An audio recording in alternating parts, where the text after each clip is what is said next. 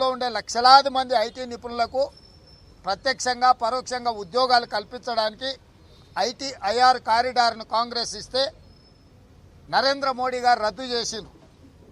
పునర్విభజన చట్టంలో బయ్యారం ఉక్కు కర్మాగారం, కాజిపేట రైల్వే కోచ్ ఫ్యాక్టరీ, గిరిజన యూనివర్సిటీ, ఎన్టీపీసీ ద్వారా 4000 మెగావాట్ల విద్యుత్ ఉత్పత్తి, ఇరిగేషన్లో జాతీయ ప్రాజెక్టులు, ఇతర అత్యంత చాలా కీలకమైన అంశాలు తెలంగాణ అభివృద్ధిలో అత్యంత ప్రాధాన్యతతో కూడుకున్న నిర్దిష్టమైన హామీలతో చట్టబద్ధత కల్పించింది కాంగ్రెస్ పార్టీ. 8 సంవత్సరాలలో ఏ అంశాలను కూడా పరిష్కరించలేదు.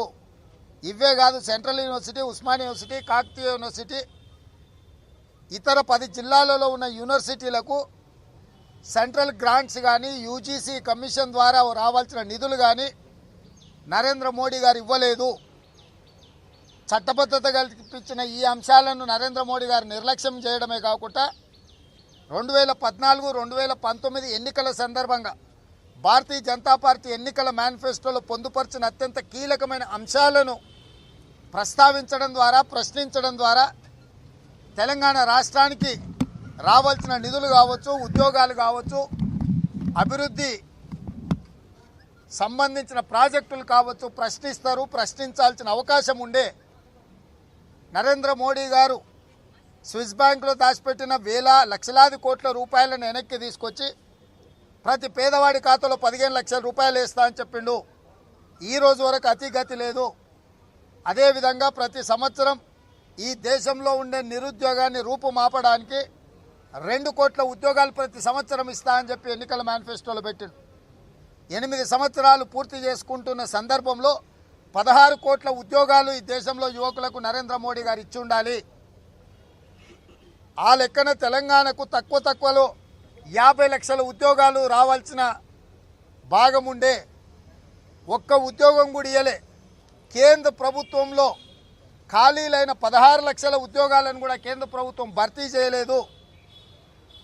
అదేవిధంగా రైతుల ఆదాయాన్ని 2 చేస్తా అని చెప్పి రైతులను వంచి మోసం చేసి రైతు వ్యతిరేక నల్ల చట్టాలను తీసుకొస్తే 16 నెలలు ఢిల్లీ సరిహద్దుల్లో ఎండకు ఎండి, వానకు దడిసి, చలికి వణికి 700 మంది చచ్చిపోయి నరేంద్ర మోడీ గారి మీద పోరాటం చేసి మెడలు వంచి ఈ జాతి క్షమాపణ చెప్పే విధంగా వాళ్ళు పోరాటం చేసి విజయం సాధించారు.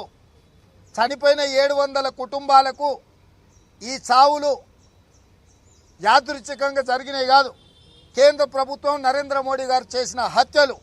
కాబట్టి 700 కుటుంబాలను ఆదుకొని వాళ్ళ కుటుంబంలో ప్రతి ఒక్కరికి ఒక ఉద్యోగం ఇచ్చి 1 కోటి రూపాయల నష్టపరిహారం ఆ రైతాంగ కుటుంబాలకు ఇవ్వాలని నరేంద్ర మోడీ గారిని ప్రశ్నించాల్సిన సందర్భము.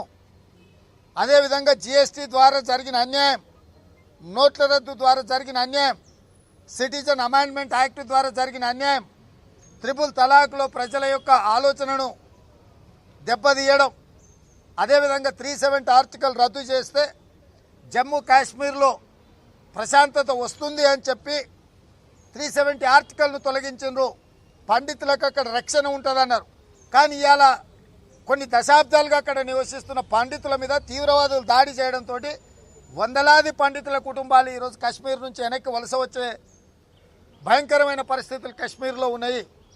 ఇట్లా చెప్పుకుంటూ పోతే పునర్విభజన చట్టంలో పొందుపరిచిన అంశాలు, నరేంద్ర మోడీ గారు భారతీయ జనతా పార్టీ ఎన్నికల మేనిఫెస్టోలో పొందుపరిచిన అంశాలను ప్రశ్నించడం ద్వారా, నిలదీయడం ద్వారా తెలంగాణ రాష్ట్రానికి రావాల్సిన నిధులను రాబట్టుకోవడం కోసము తెలంగాణ ప్రాంత అభివృద్ధిలో అత్యంత కీలకమైన ఐఆర్ కారిడార్ కావచ్చు, గిరిజన యూనివర్సిటీ కావచ్చు, రైల్వే కోచ్ ఫ్యాక్టరీ కావచ్చు, ఉక్కు కర్మాగారం కావచ్చు, విద్యుత్ ఉత్పత్తి కేంద్రాల యొక్క పనులు కావచ్చు, వీటన్నిటిని ప్రశ్నించడం ద్వారా ప్రతిరోజు కేంద్ర ప్రభుత్వాన్ని నిలదీయడం ద్వారా కేసీఆర్ గారికి ఒక మంచి అవకాశం వచ్చింది. రాష్ట్ర ముఖ్యమంత్రిగా నరేంద్ర మోడీ భారతీయ జనతా పార్టీ 3 రోజులు తెలంగాణ రాష్ట్రంలో ఉన్నప్పుడు నిర్దిష్టమైన అంశాలను లేవనెత్తి తెలంగాణ ప్రాంత ప్రయోజనాల కోసం కొట్లాడే అవకాశము, ప్రత్యక్ష కార్యాచరణను ప్రకటించడం ద్వారా కేంద్ర ప్రభుత్వం మీద ఒత్తిడి తీసుకొచ్చి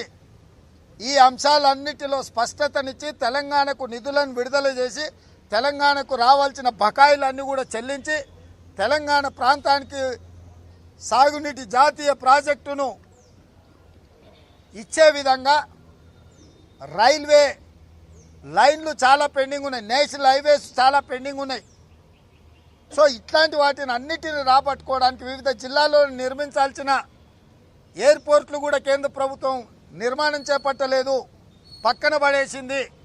సో వీటన్నిటి కోసం మాట్లాడే అవకాశం ఉండి ప్రశ్నించి నిలదీసి సాధించుకునే అవకాశం ఉంటే ఈ రాష్ట్ర ముఖ్యమంత్రి కల్వకుట్ల చంద్రశేఖరరావు గారు చాలా లేకిగా వ్యవహరిస్తున్నాడు, చాలా చీప్గా వ్యవహరిస్తున్నాడు. చీఫ్ మినిస్టర్ గారు ఇంత చీపెస్ట్ ఫెలో ఈ తెలంగాణకు ముఖ్యమంత్రి ఉన్నాడు అని తెలంగాణ ప్రజల్ని కూడా సమాజం చిన్న చూపు చూసే విధంగా ఈరోజు కేసీఆర్ టీఆర్ఎస్ పార్టీ వ్యవహార శైలి ఉంది.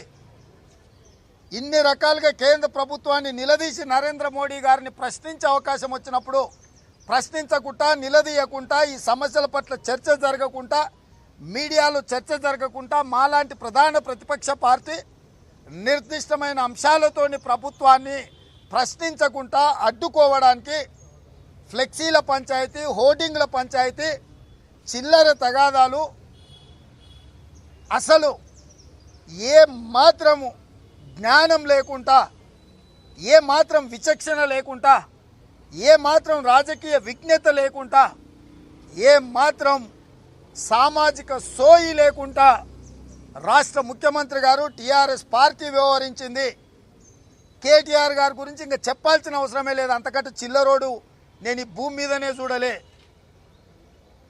తండ్రి కొడుకులు ఇద్దరు చిల్లరకెత్తుకున్నారు, అసలు బుర్ర కూడా ఉపయోగిస్తలేరో లేకపోతే నరేంద్ర మోడీ గారు వారికి చెప్పడం ద్వారానే ఈ విధంగా వ్యవహరిస్తారో నాకు అర్థమైతలేదు.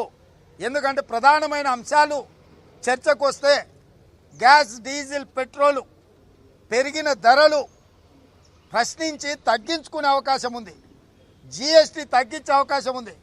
అగ్నిపథ్ పథకంలో దేశ భద్రతను, యువకుల భవిష్యత్తును ఫనంగా పెట్టి ఒక దిక్కుమాలిన విధానాన్ని నరేంద్ర మోడీ గారు తేవడం వల్ల నిరసన తెలపడానికి సికింద్రాబాద్ రైల్వే స్టేషన్కి వెళ్తే అక్కడ ఉన్న పోలీసులు కాల్పులు జరిపారు.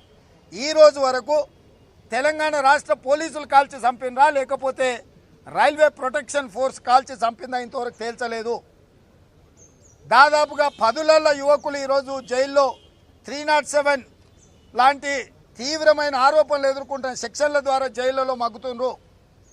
వాళ్ళ మీద కేంద్ర ప్రభుత్వం ఉదారంగా వ్యవహరించి పెట్టిన కేసులన్నీ తక్షణమే ఉపసంహరించి వాళ్లకు మిలిటరీలో ఉద్యోగాలు ఇచ్చి వాళ్ళ మీద పెట్టిన అక్రమ కేసులన్నిటిని తొలగించడానికి ప్రశ్నించే అవకాశం ఉంటే అగ్నిపథ్ పథకం లోపభూయిష్టమైన పథకం, ప్రజా వ్యతిరేక పథకం, తద్వారా దేశ భద్రతనే ప్రమాదంలోకి పోతుంది అని నరేంద్ర మోడీ గారిని ప్రశ్నించి అగ్నిపథ్ పథకాన్ని ఉపసంహరించుకునే విధంగా వేలాది మంది యువకుల మీద పెట్టిన అక్రమ కేసులను తొలగించే విధంగా ఈరోజు నరేంద్ర మోడీ గారిని నిలదీయాల్సిన సందర్భంలో గ్రేటర్ హైదరాబాద్ మొత్తం తెలంగాణ రాష్ట్రంలో జరిగే భారతీయ జనతా పార్టీ యొక్క జాతీయ కార్యవర్గ సమావేశంలో ఒక చిల్లర పంచాయతీ కింద మార్చిండ్రు ఇద్దరు కలిసి. ఈ దేశ ప్రధానమంత్రి, రాష్ట్ర ముఖ్యమంత్రి ఇద్దరు కూడబలుక్కొని కుమ్ముక్కయ్యి ఈ చిల్లర పంచాయతీని తీసుకొచ్చారు.